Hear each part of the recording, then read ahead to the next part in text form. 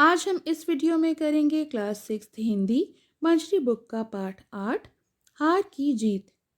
इस पाठ के लेखक हैं सुदर्शन जी और उन्होंने प्रस्तुत कहानी में एक डाकू के हृदय परिवर्तन यानी किस प्रकार से उसका मन बदल गया, इस घटना को बड़े ही भावपूर्ण ढंग से प्रस्तुत किया है। तो चलिए कहानी शुरू करते हैं।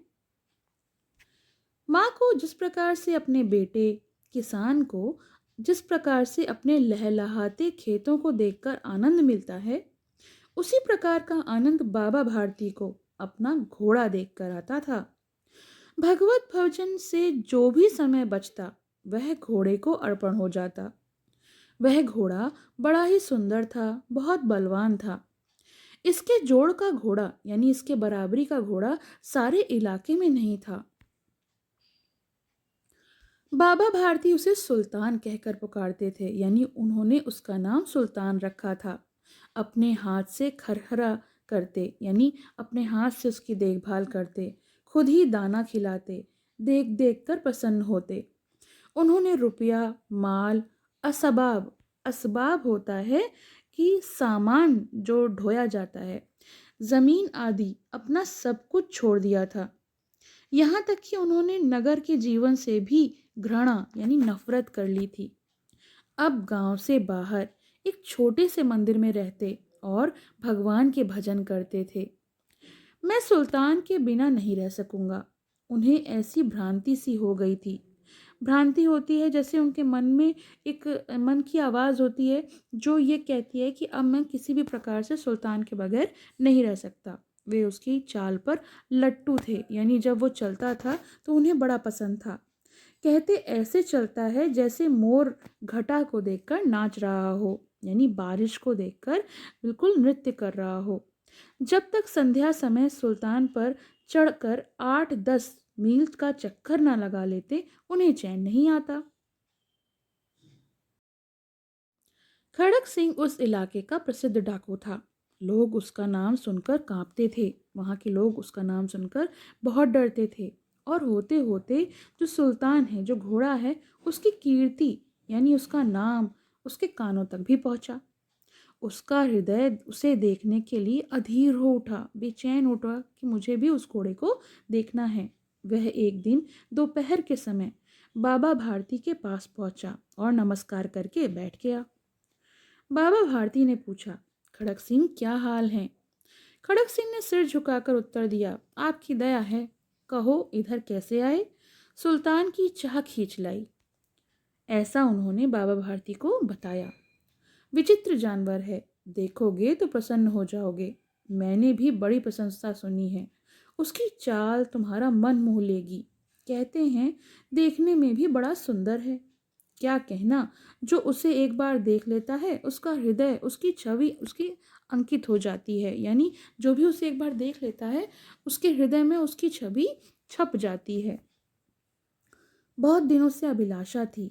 अभिलाषा होता है मन, कि आज उपस्थित हो सकूं और उसको देख सकूं। बाबा भारती और खड़क सिंह अस्तबल में पहुंचे जहां पर सुल्तान था। बाबा ने घोड़ा दिखाया, घमंड से, बड़ा प्राउड फील करके। खड़क सिंह ने घोड़ा देखा आश्चर्य से, क्योंकि उसको भी वो देखकर बहुत सुंदर लगा। उसने सहस्त्र घोड़े देखे थे, यानी इतने सारे घोड़े देखे थे। सहस्त्र होते हैं हजारों, परंतु ऐसा बांका घोड़ा उसकी आंखों से कभी ना गुजरा था। बांका होता है बहुत सुंदर बना ठना। और वो सोचने लगा ये तो भाग्य की बात है कि ऐसा घोड़ा उसके पास हो। और वो अपने लिए ये बात सोचने लगा, इस साधु को ऐसी चीज से क्या फायदा हो सकता है? बाबा भारती की वो किस काम का? कुछ देर तक तो वो चुपचाप खड़ा रहा। इसके बाद उसका मन जो था मचलने लगा। बिल्कुल बच्चों की तरह वो अधीर होके बोला, परंतु बाबा जी इसकी चाल ना देखी तो क्या? मतलब कि आपने मुझे घोड़ा तो दिखा दिया, मगर इसकी चाल कैसी है वो मैं कैसे देखूं? बाबा जी मनुष्य ही थे। उन्होंने अपनी वस्तु की प्रशंसा दूसरे के मुख से सुनने के लिए उनका हृदय जो है अधीर हो गया। क्योंकि कभी भी हम अपनी चीज़ की तारीफ जब सुनते हैं दूसरे लोगों से तो हमें बड़ा अच्छा लगता है। तो इसी प्रकार से उन्होंने भी सोचा कि मेरे घोड़े की तारीफ कोई दूसरा कर रहा है। उन्हें बड़ी अच्छा लगा और उन्होंने घोड़े को खोलकर बाहर कर दिया। घोड़ा वायु वेग से उड़ने लगा, बहुत तेज। उसकी चाल देखकर खड़क सिंह के हृदय पर सांप लौट गया। सांप लौटना होता है एक मुहावरा। वह एक डाकू था। जो वस्तु उसे पसंद आ जाती थी उस पर वो अपना अधिकार समझता था।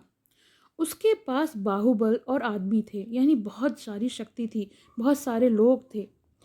बाहुबल होता है भुजाओं की शक्ति, यानी खुद भी वो बलवान था और बहुत सारे आदमी भी थे। जाते जाते उसने कहा, बाबा जी, मैं यह घोड़ा आपके पास ना रहने दूंगा। बाबा भारती डर गए। अब उन्हें रात को नींद नहीं आती। सारी रात अस्तबल में रखवाली में कटने लगी कि कहीं ऐसा ना हो कि खड़क सिंह आकर उनके घोड़े को ले जाए। प्रति क्षण उनको खड़क सिंह का डर सताने लगा। परंतु कई मास बीत गए। मास होते हैं महीने। कई महीने बीत गए, वो नहीं आया। यहाँ तक कि बाबा भारती कुछ असावधान हो गए, क्योंकि अब जब नहीं आया कई महीनों तक, तो उन्होंने भी अपनी सावधानी को, जो बहुत ज़्यादा निगरानी करते थे, उसे कम कर दिया और भय को भी सपने में भी नहीं आने दिया, क्योंकि अब उनको डर भी नहीं लगता था। लेकिन एक दिन की बात है, संध्या का समय था, संध्या यानी शाम का। बाबा भारती सुल्तान की पीठ पर सवार होकर घूमने जा रहे थे। इस समय उनकी आंखों में चमक थी और मुख पर प्रसन्नता, बड़े खुश होकर। कभी घोड़े के शरीर को देखते, कभी उसके रंग को, और मन में फूले ना समाते। सहसा एक ओर से आवाज आई। सहसा यानी अचानक। ओ बाबा, इस कंगले की सुनती जाना। कंगले यानी जो कोई गरीब होता है उसको बोलते हैं, गरीब कंगाल इंसान, उसको। आवाज में करुणा थी, करुणा यानी दया। बाबा ने घोड़े को रोक लिया। देखा, एक अपाहिज वृक्ष की छाया में पड़ा करहा रहा है। अपाहिज होता है जो अपने शरीर के किसी अंग से वंचित होता है, यानी किसी का एक शरीर का अंग खराब हो, या जैसे कोई लंगड़ा हो, या तो वो भी एक अपाहिज था। वृक्ष की छाया में पड़ा करहा रहा था, यानी वो पीढ़ा में था। बोला, क्यों, तुम्हें क्या कष्ट है? अपाहिज ने हाथ जोड़कर कहा, बाबा, मैं दुखिया हूँ, मुझ पर दया करो। रामावाला यहाँ से 3 मील है। रामावाला एक जगह है, मुझे वहाँ जाना है। घोड़े पर चढ़ा लो, परमात्मा भला करेगा। तो उसने उनसे विनती की कि मुझे एक जगह जाना है जिसका नाम है रामावाला, और वो यहाँ से 3 मील दूर है, और मैं अपाहिज हूँ, तो मुझे अपने घोड़े पर सवार करके वहाँ पर पहुँचा दो, तो भगवान आपकी रक्षा करेंगे। बाबा भारती ने उस अपाहिज से पूछा, वहाँ तुम्हारा कौन है? तो उसने उत्तर दिया, दुर्गा दत्त वैश्य नाम तो सुना होगा, उनका सौतेला भाई हूँ मैं। बाबा भारती ने घोड़े से उतरकर उस अपाहिज को घोड़े पर सवार कर दिया और स्वयं उसकी लगाम पकड़कर धीरे धीरे चलने लगे, यानी बाबा भारती उस अपाहिज की मदद करने के लिए तैयार हो गए। लेकिन क्या, सहसा उन्हें एक झटका सा लगा। अचानक, सहसा होता है अचानक, उन्हें एक झटका लगा और लगाम जो थी घोड़े की उनके हाथ से छूट गई। उनके आश्चर्य का ठिकाना ना रहा जब उन्होंने देखा कि अपाहिज घोड़े की पीठ पर तनकर बैठा है और घोड़े को दौड़ाए लिए जा रहा है, यानी वो अपाहिज अपाहिज नहीं था। उनके मुख से भय, विस्मय और निराशा से मिली हुई चीख निकल गई, यानी वो काफी घबरा गए और उनके मुंह से चीख निकली। वो अपाहिज कोई और नहीं, डाकू खड़क सिंह था। बाबा भारती कुछ देर तक तो चुप रहे। इसके पश्चात, यानी इसके बाद, कुछ उन्होंने निश्चय किया और पूरे बल के साथ चिल्लाकर बोले, जरा ठहर जाओ, रुको। खड़क सिंह ने आवाज सुनकर घोड़ा रोक लिया। उसकी गर्दन पर प्यार से हाथ फेरते हुए बोले, बाबा जी, ये घोड़ा अब नहीं दूंगा, परंतु एक बात सुनते जाओ। बाबा भारती ने उसे रोकते हुए बोला। खड़क सिंह ठहर गया। बाबा भारती ने निकट जाकर उसकी ओर ऐसी आंखों से देखा जैसे बकरा कसाई की ओर देखता है, और कहा, यह घोड़ा तुम्हारा हो चुका, मैं तुमसे वापस करने के लिए नहीं कहूँगा, परंतु खड़क सिंह, केवल एक प्रार्थना करता हूँ, उसे अस्वीकार मत करना। एक रिक्वेस्ट करता हूँ जिसको मना मत करना, नहीं तो मेरा दिल टूट जाएगा। बाबा जी, आज्ञा कीजिए। खड़क सिंह ने बड़े अकड़ कर अपनी बात कही, मैं आपका दास हूँ, केवल ये घोड़ा नहीं दूंगा, बाकी सब आपकी बात मान लूंगा। अब घोड़े का नाम ना लो, मैं तुमसे इसके विषय में कुछ नहीं कहूँगा, मतलब ये बात यहीं ख़त्म हो गई। मेरी प्रार्थना केवल ये है कि इस घटना को किसी के सामने प्रकट मत करना, किसी से मत कहना। खड़क सिंह का मुंह आश्चर्य से खुला रह गया। उसका विचार था कि उसे घोड़े को लेकर यहाँ से भागना पड़ेगा, परंतु बाबा भारती तो स्वयं कह रहे थे कि इस घटना को मेरे सामने प्रकट किया तो किया, लेकिन किसी और के सामने मत कहना। इससे क्या प्रयोजन सिद्ध हो सकता है? प्रयोजन होता है उद्देश्य। इस बात का क्या उद्देश्य था? खड़क सिंह ने बहुत सोचा, बहुत सिर मारा, अपना दिमाग लगाया, परंतु उसको कुछ समझ में नहीं आया। हार कर उसने अपनी आंखें बाबा भारती के मुख पर गड़ा दी। मतलब वो बाबा भारती की तरफ देखने लगा और बोला, बाबा जी, इसमें आपको क्या डर है कि मैं ये बात किसी और से ना कहूँ? ये सुनकर बाबा भारती ने उत्तर दिया, लोगों को यदि इस घटना का पता चलेगा कि किसी गरीब पर विश्वास नहीं करेंगे वो लोग, कि कोई अपाहिज की मदद नहीं करेंगे। ये कहते कहते उन्होंने सुल्तान की ओर से इस तरह मुंह मोड़ लिया जैसे उसका कोई उनसे संबंध ही ना हो, यानी वो उनमें बिल्कुल भी इंटरेस्ट ना ले रहे हों। ये कहकर बाबा भारती तो चले गए, परंतु उनके शब्द जो थे वो खड़क सिंह के कानों में उसी प्रकार गूंज रहे थे। सोचता था, कैसे ऊंचे विचार हैं, कैसे पवित्र भाव हैं। उन्हें इस घोड़े से प्यार था। इसे देखकर उनका मुख जो था फूल की नाई की तरह खिल जाता था। यानी वो बिल्कुल उसको देख के इतना प्रसन्न होते थे। आप अपनी किसी प्यारी चीज़ के बारे में अगर सोचें तो आप किसी को देना पसंद नहीं करेंगे। इसी प्रकार से बाबा भारती को सुल्तान से बहुत प्रेम था, लेकिन फिर भी उन्होंने उसको खड़क सिंह को दे दिया। कहते थे, इसके बिना मैं रह नहीं सकता हूँ। इसकी रखवाली में कई रातों में सोया नहीं हूँ। भजन भक्ति ना करके रखवाली करते रहे, परंतु आज उनके मुख पर दुख की रेखा तक नहीं आई। उन्हें केवल ये ख्याल था कि कहीं लोग गरीबों पर विश्वास करना ना छोड़ दें। ऐसा मनुष्य मनुष्य नहीं, देवता होता है, जो दूसरों की भलाई के बारे में सोचता है, अपने मोह के बारे में नहीं। रात के अंधकार में खड़क सिंह बाबा भारती के मंदिर में पहुंचा। चारों ओर सन्नाटा था। आकाश में तारे टिमटिमा रहे थे। थोड़ी दूर पर गांव में कुत्ते भी भौंक रहे थे। जैसे सन्नाटा होता है तो कुत्ते चारों तरफ भौंकते हैं। मंदिर के अंदर कोई शब्द सुनाई नहीं देता।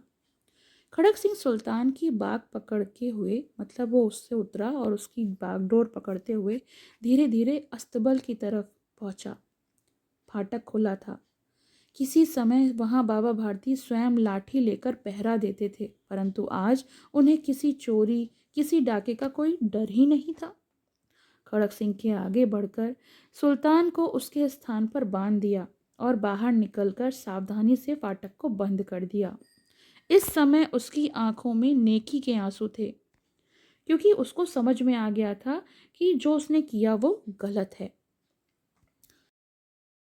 रात्रि का तीसरा पहर बीत चुका था, यानी रात जो थी लगभग 3 पहर बीत चुकी थी और उसका चौथा पहर जो था वो शुरू हो गया था। बाबा भारती अपनी कुटिया से बाहर निकल ठंडे जल से मतलब नहाए, स्नान किया।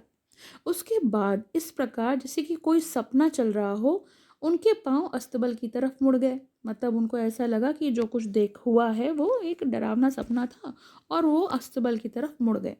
परंतु फाटक पर पहुंचकर उनको अपनी भूल प्रतीत हुई। साथ ही घोर निराशा में पांव जो थे उनके मन मन भर भारी हो गए, यानी उनके पांव आगे बढ़ ही नहीं रहे थे और वो वहीं पर रुक गए।